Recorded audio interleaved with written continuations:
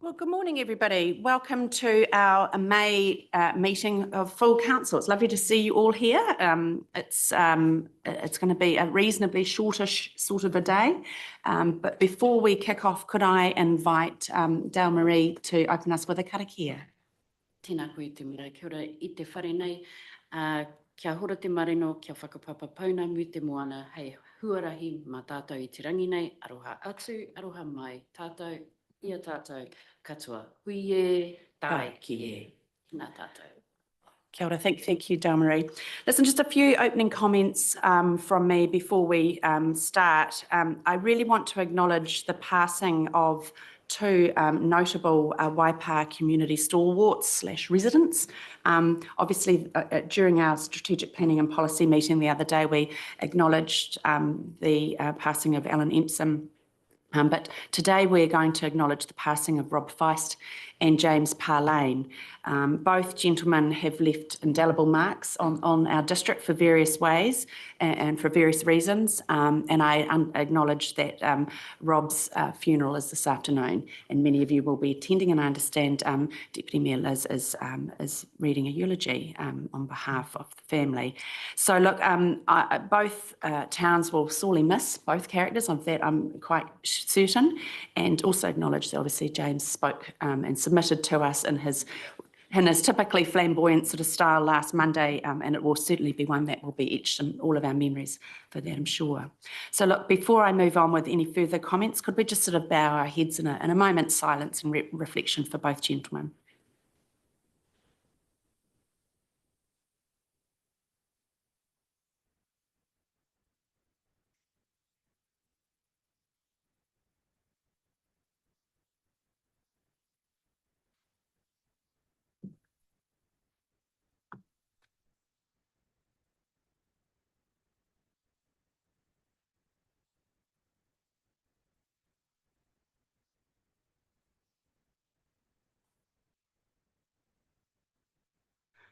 Thank you very much.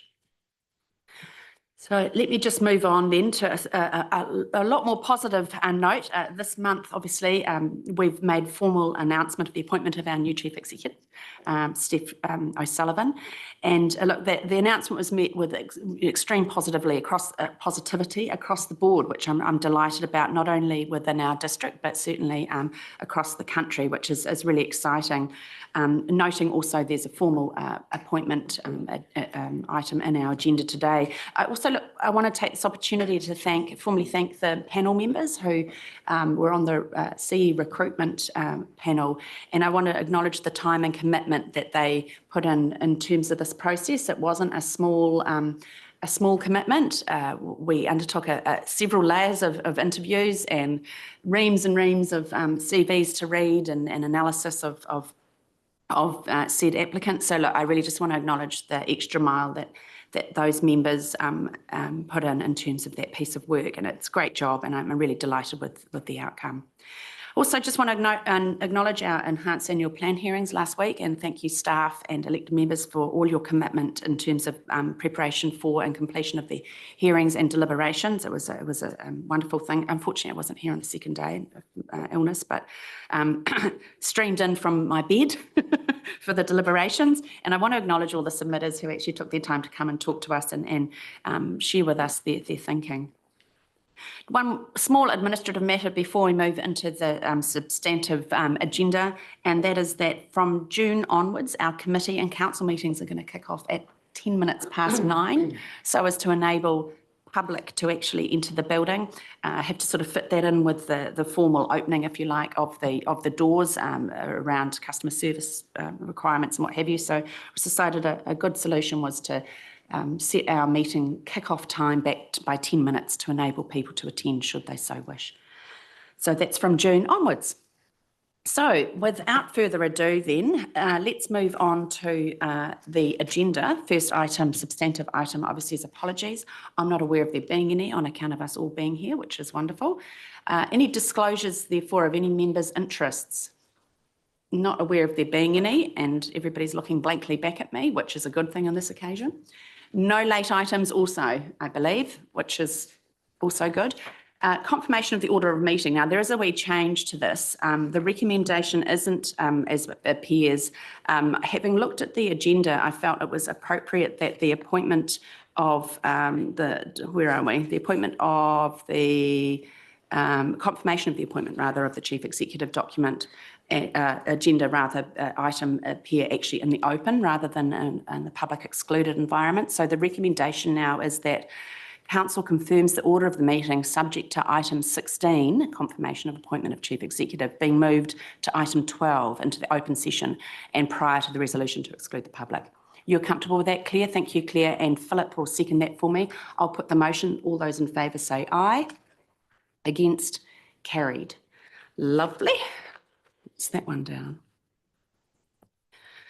Moving on then to the confirmation of our minutes. There are 2 meetings there. So let me just open the first one there. Relates to our minutes relating to our extraordinary meeting convened as a result of the Chief Executive recruitment process.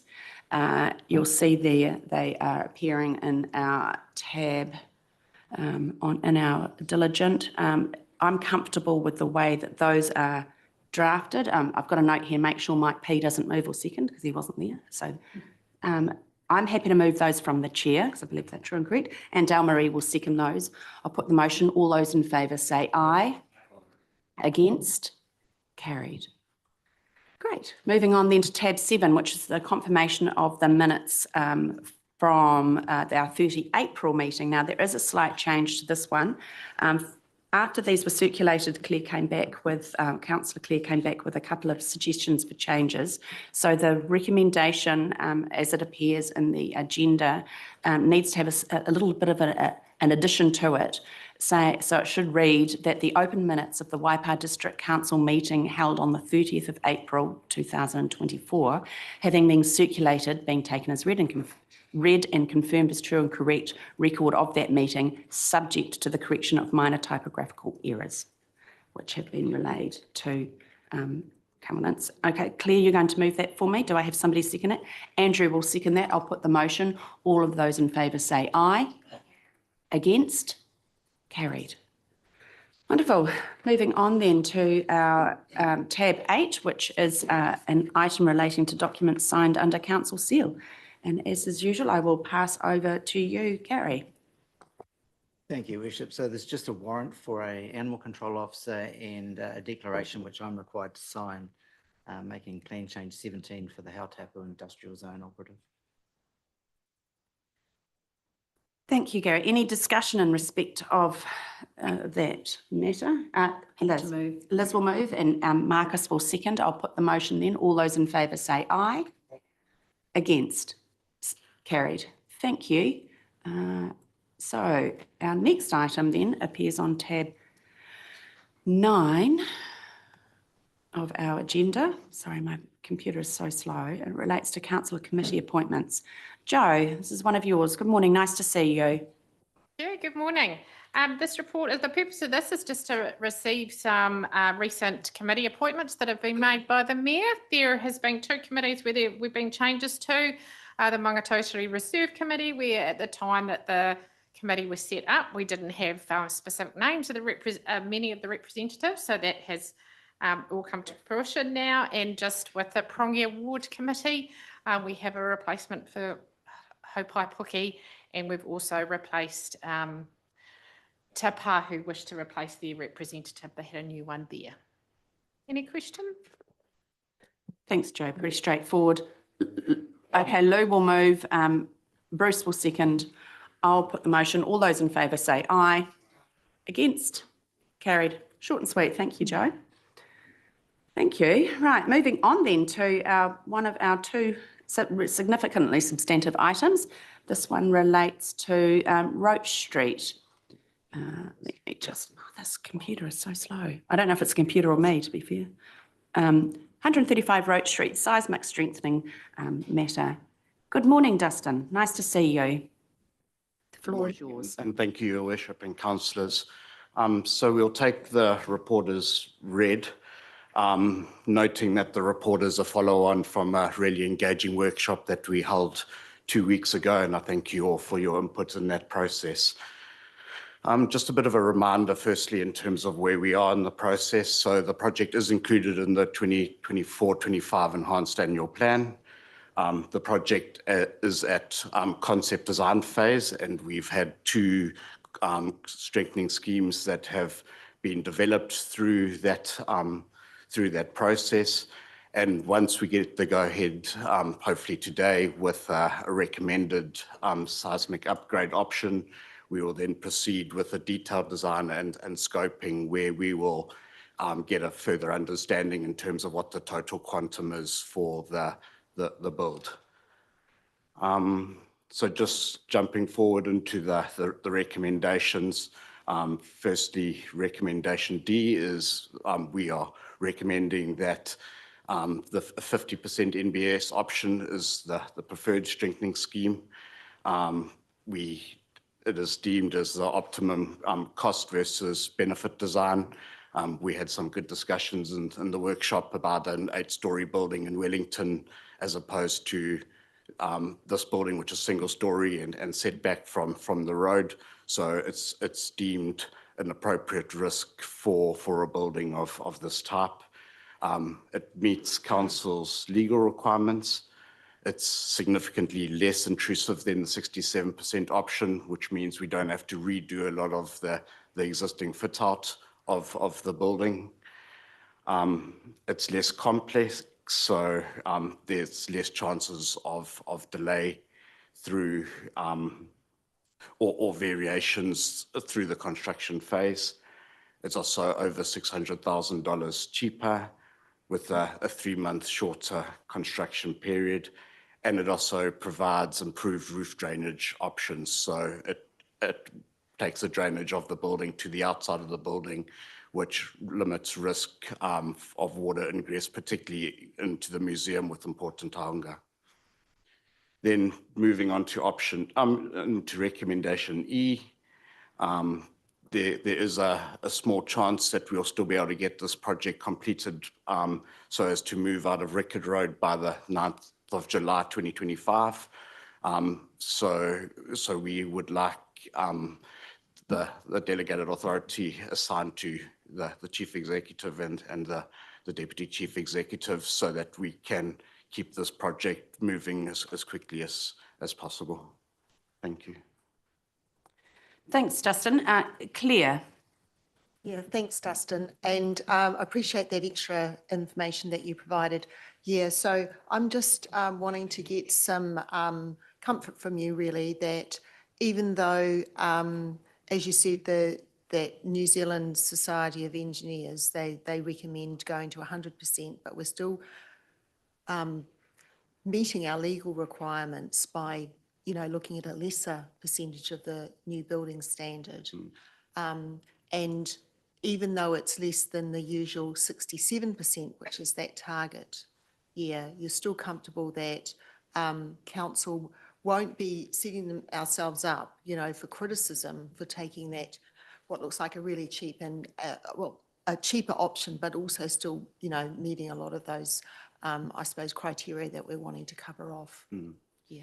Yes, so our requirements under the Building Act is that we need to get at least 34% and above. So that's the minimum target, and the 50% NBS is effectively using the same construction scheme methodology as that, but just optimizing that to a higher level. We have sent out a communication to staff on those 2 options last week, following on from our workshop, and there hasn't been any negative responses provided by staff that we are going for the lesser of the 2 options. So I think that may provide some assurance to this group. Thank you. And I think too, it's great that the museum will also become usable again. Yes. And I also sought some clarity around the funding, and it's not going to add to it's not going to increase any debt beyond what's already been anticipated. So it's not really affecting our debt ceiling. Yeah. So thank you very much. Appreciate that. Bruce. Dustin, I think I agree with everything you said, but one of the biggest things is getting that water, the drainage system.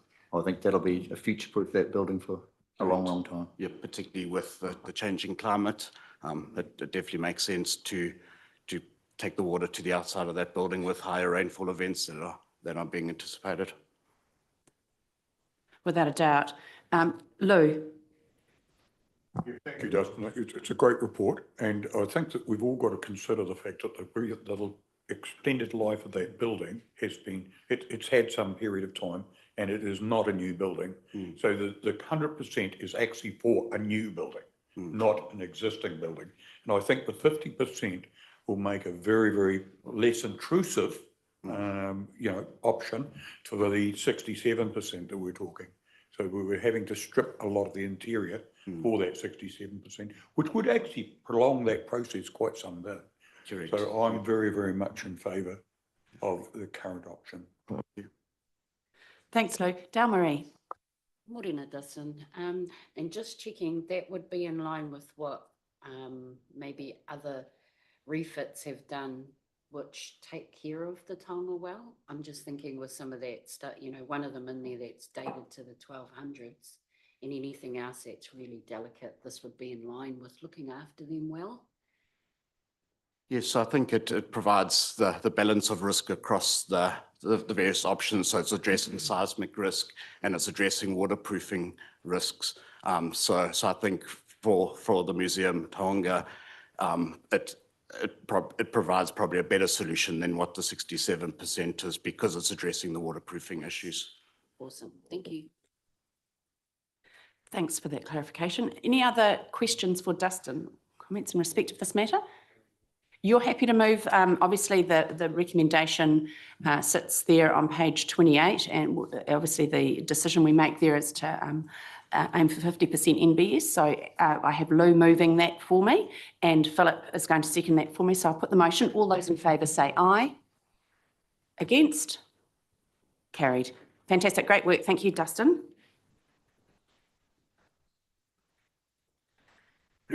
Now, look, actually, before I move on to the next one, I failed to mention in my opening comments that there's also been a change to the governance workshop this afternoon, or late this morning. It is currently appearing in public excluded on our agendas. It's made the decision actually should be open, so that will appear in our open session at the conclusion of this meeting.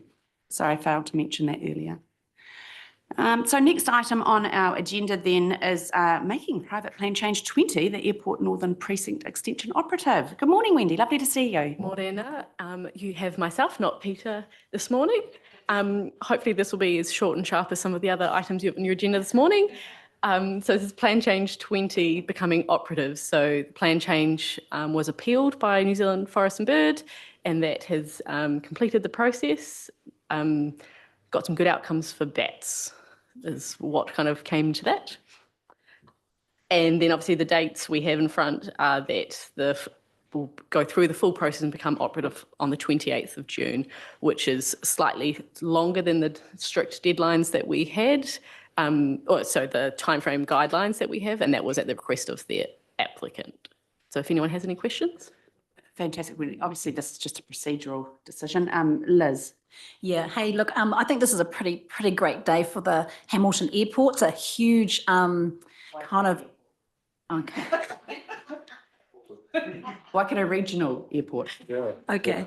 So anyway, look, this is a huge occasion really, because obviously the work that's gone involved from our team, the consultants, everybody who's submitted as well to this plan, but I guess the repercussions in terms of the expansion that we'll start to see in future years will be pretty evident pretty quickly. So I was happy to move the recommendation, and again just thanks to everyone involved, and hooray for the airport. I think it's a great day for them. And the bats. Yeah, well put. Roger. Going to second the motion. Sorry. Okay, you were Liz is moving. You're seconding, Roger. Is there any other discussion? There being no further discussion, I'll put the motion. All those in favour say aye. Against? Carried. Fantastic. You turn your button on. Oh. Was that just a cheeky little comment, Roger? Excellent. Thank you, Wendy.